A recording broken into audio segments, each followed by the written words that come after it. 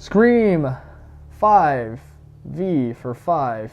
Let's get back into it. This is day 24, talking about a new horror movie throughout the entire month of October. We are almost done, which is crazy to me. I've had a lot of fun doing this, just to talk about different scary movies that I like. So let's get right into it. So let's get right back into it. Scream 5.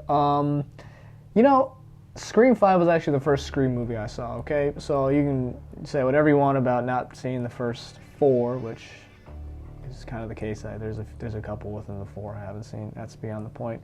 We're here to talk about Scream 5. Scream 5 was my first taste of what the Scream franchise was like.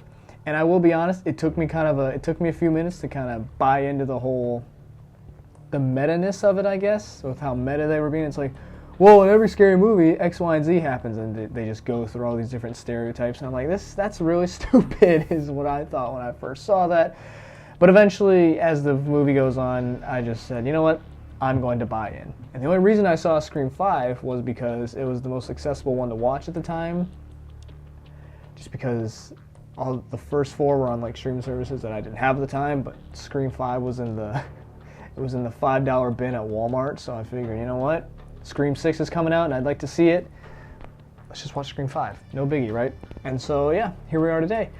And like I said, it took me a little while to kind of get used to what Scream was all about, and kind of how they do things and such like that. And so, like I said, it took me a minute or two to adjust to that sort of style of filmmaking and writing, but overall, I had a lot of fun watching this. I think the cast is great, and I really started to kind of buy into the little twists and turns they try to take us on, and I thought all the moments with, the titular character Scream were just, they were fun. It's a fun slasher, especially when you put them in, our modern day situations with the characters that I actually started to like, actually. They weren't overly annoying, obviously they're not perfect by any means, but you know what, they're great.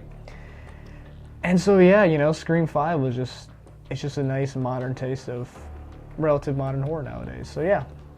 And I think I might have talked about Scream 5 at some point on my channel already, but I know for sure I talked about Scream 6.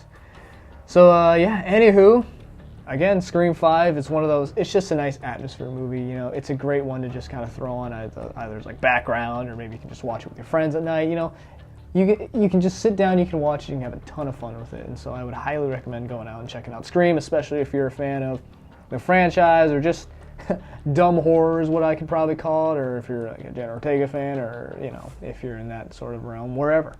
Anywho, thank you for watching, and we'll see you tomorrow when we talk about Scream 6.